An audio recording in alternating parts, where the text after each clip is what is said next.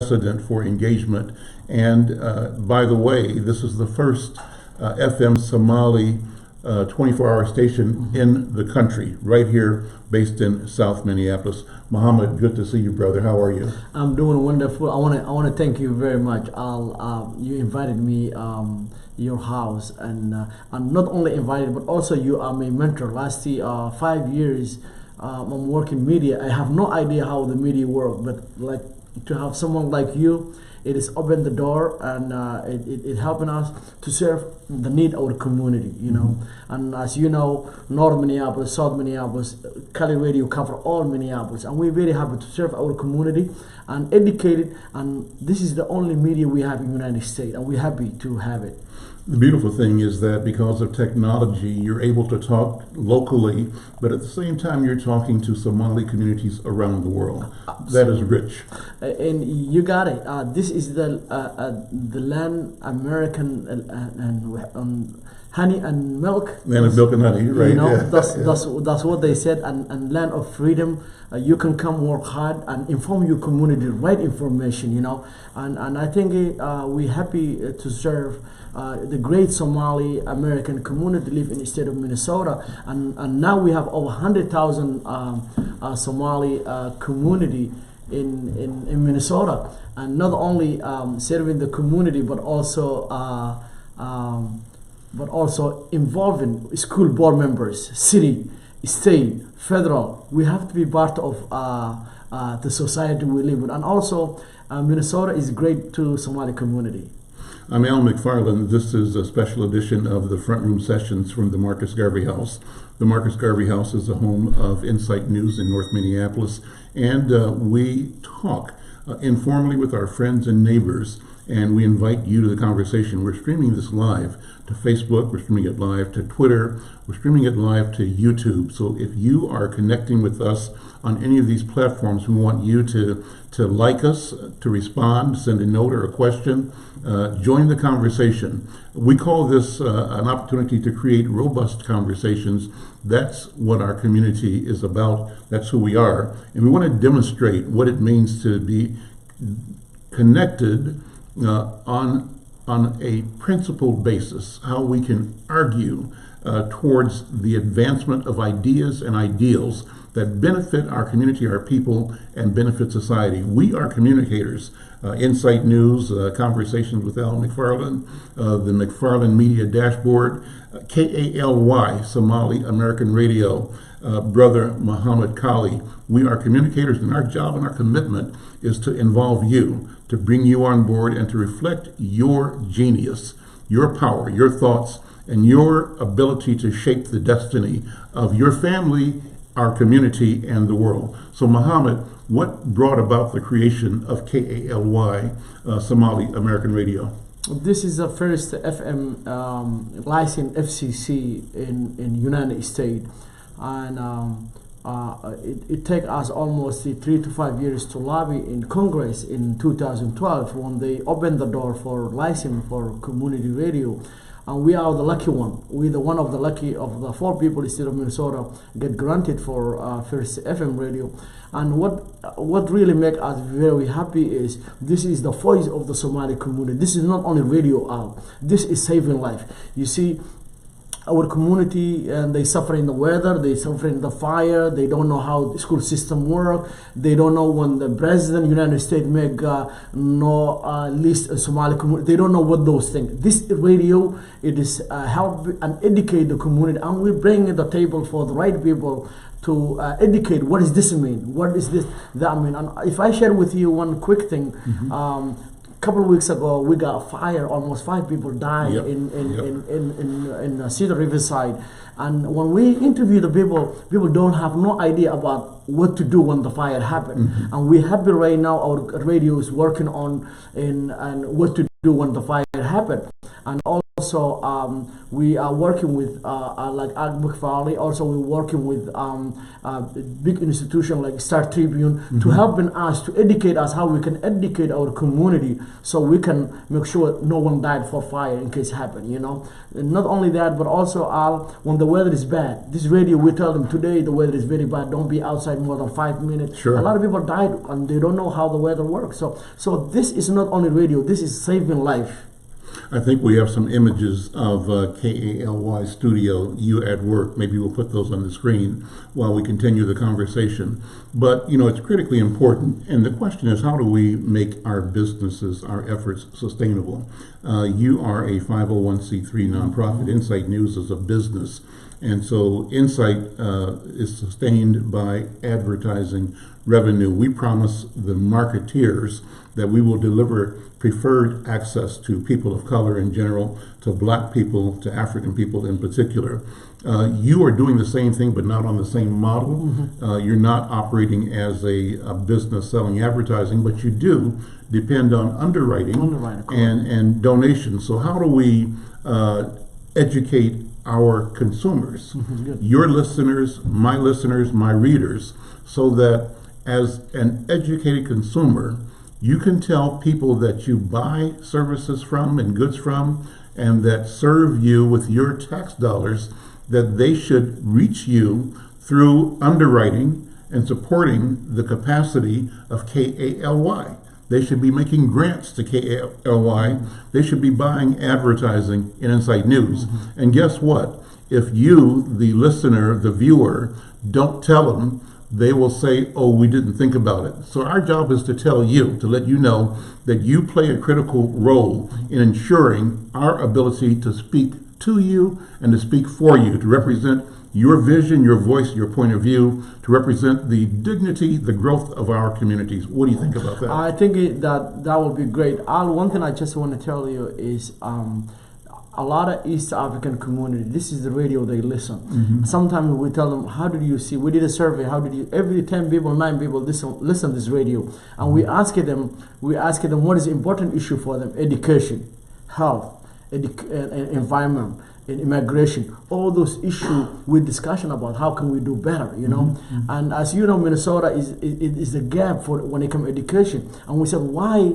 Minnesota, we have a best state and education level. Our kids, they're not making graduated high school. So we ask them, and we ask them the teachers. We buy them Minneapolis Public School. We bring in the table of everybody why our kids is not graduate. So come back to the supporting and funding. As you know, a lot of people don't know about how we run this radio. Our community, they want to contribute and support the radio, but they don't trust for this electronic system. They're not going to give you their Visa card or MasterCard or their account. The only way our community, most of them do fundraise is the mosque, you know. Like when they come to the mosque and they said, oh, please contribute, we want to do this work, and everybody want to contribute that time, whatever they have, their car or their car. So we cannot do like the way they do MBR, like membership, you know. But I hope our community and our listener, not only Somali, but also we do English and Somali, both language. And also we do have a lot of partnership right now. To mention about some neighborhood in South Minneapolis, they partner with like Midtown neighborhood, East Phillip neighborhood, Ventura neighborhood, Central neighborhood. Those people, they have large East African community live there. So we helping them how they can send their message that, and not only that, but also South Minneapolis. So really, we working very hard.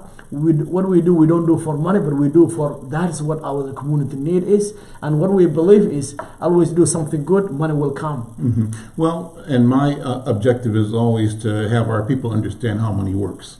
And so it's not that you're doing it for money, but we have to understand the power and the value, the use of money, and money is required to fund pay the bills, the growth of your organization. And we also represent the opportunity to increase the revenue that flows into our community. Too often, our communities, the earnings go outside of our community, and our communities stay poor. The money stays in our community for 1 day, 2 days, but in other communities, the same dollar circulates 14 times. 14 people benefit from the purchase of something. So we want to educate our people to not be afraid of money, to not be afraid of business. And you know, one of the things, Mohamed, that I have appreciated by our Somali new neighbors is this appetite for business. I mean, all the restaurants, all of the auto mechanic shops, all of the bus companies, all of the Uber and taxi, taxis, but people actually owning bus companies, you know. Yes. So there's a lot of things going on that tell us and remind us that we have the ability to provide goods and services for our own community, to hire our own children, to hire our neighbors and our friends, and to create an economy that is vibrant and that is beneficial to all of us. Now, that is not to take anything away from anybody else. It means that we come to the community at large with strength. It is. We develop our full power as viable central players in the development of the overall fabric of community. So I think that's what we talk about. And I think the Somali presence here demonstrates how that happens. And I'm glad that we're having this conversation. I think you put it right. I'm not financial expertise, but one thing I know, our community, they need financial education. How to save money, how to start business, how to, as you know, also, people believe different thing, but all we live together. Sometimes I want to buy a house, I want to do business. If interest is there, I cannot buy it. If house is interest involved, I cannot buy it. So what we can do is we can go and buy a house for a contract of deed, you know. So it's a lot of different options. So the people, they need to know all, and also we don't complain. We come with nothing in this country. I went to college, I finished my first 4 years. My children now, they in the university. We're happy. We thanks for God and this great country, what is offered for East African community. And also we have to contribute back. So last 5 years, 6 years, I tell the community, what are you doing for the rest of the community? We have to be volunteering for the neighborhood. Be part of the clean sweep, be part of the make sure in Minneapolis is a safe place to live. And as you see, South Minneapolis, North Minneapolis, a lot of young people dying every day. And this is the only media, radio and TV and newspaper we have it. So we have to educate it. That young person should see the better future than taking risk and killing himself or her, you know. So really, it's sad to say, this year, 2019, almost over 50 kids we lost obesity, you know, drugs, you know, and we don't know how to deal with that. And no one teach us how to prevent those things in before. So really, we're learning a hard way, to put it that way, you know. And the radio, we're educating, we bring in expertise people, and we're asking people to help any expertise what the immigrant community needed more than anyone else. Here's one of the things that I think, Mohamed, I think that one thing that we bring is an appreciation of our own culture. Too often, America sees non-European as non-cultural. They see our cultures as deficits. We are here to say to you and to our viewers and listeners that you are the Creator's gift, right? And that your life is a model of what the Creator wanted human beings to be. And if we continue to tell that truth about you, we believe you will continue to become your best self. And as your best self as a human being, you will be able to generate kindness, generate peace, generate generosity, and generate just a harmony that I think adds up to a reflection of the strength of our culture. Culture is refinement, and our job as communicators is to elevate the spirit and the practice of refinement in our people and among our people. So listen, I want to close this out. Before you close it, before you close, I just want to say, and we're learning the history of this great country. I don't know if you know, January 20, we do have a Martin Luther King Day. So some people died for us. The great thing we're benefiting today for immigrant community or people of color. So we have to go back and learn that history because nobody is teaching us, the university or high school, nobody's teaching us. As a media, we have to go back and find out what the Martin Luther King used to do for, you know, what he used to believe. And that legacy we have to keep. Not only him, but a lot of people left behind, and the people put together the good constitution in this country. Everybody can come and benefit and do the right thing in this great country and be whoever they want to be. I cannot be president of the United States, but I'm sure my son and my daughter can be a president. So that is a great country we have, and we have to stand for that. The beautiful thing, you know, I don't say this a lot, but I worked with Dr. King, so I met him. Oh, you did? I did. And I actually saw him and talked to him, like I'm talking to you, one day in April in, I think, 1968. And we were in the airport in Atlanta. I was in the military at the time. I was a sailor. And I was coming home from Jacksonville, Florida, and I had a plane stop in the Atlanta airport, and I saw Dr. King standing by himself with his coat over his arm, just standing there. So I said, let me go up and say hi to him. I introduced myself to him. I had met him earlier because when I was a student at Morehouse College in Atlanta, I helped organize students in the freshman class to participate in a protest march that he led in support of Julian Bond.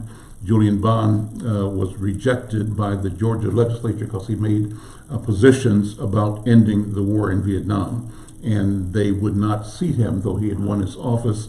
All the campuses at Atlanta University, Morehouse, Clark, Spelman, Morris Brown, and the university itself organized a rally, and we marched downtown demanding that Julian Bond be seated. So that's where I met him first. But then, this was a year later maybe, and I'd gone to the military and I was on leave and saw him in the airport.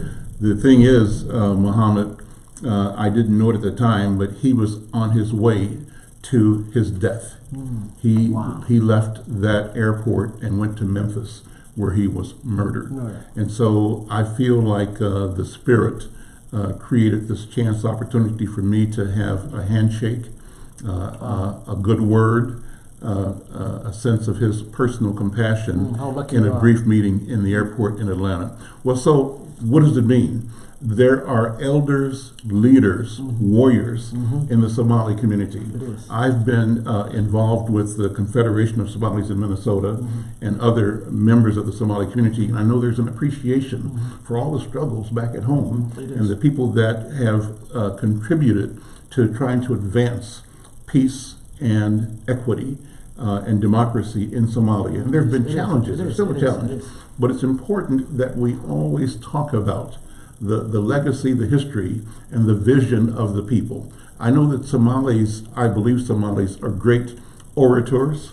The Somalis are poets. They're storytellers, right? And part of the beauty of the culture is its ability to articulate what it is to be a person who is committed to truth and committed to positive family values. So let me close by saying I want to always express to my community, the African American community, that we are one people. One people, absolutely. Caribbean, South American, African in the continent, African throughout the diaspora in Europe. One people, one common experience, and we have a commitment to developing a future in which we win. And winning for us is not winning at somebody else's expense. Winning is that all humanity wins. Exactly. I'm Al McFarland. This is the front room session at the Marcus Garvey House. Thanks to my guest, Mohamed KALY, the manager and CEO of KALY, Somali American Radio. Check him out at 101.7. Yeah. Brother, thank you. Thank you so much. All right.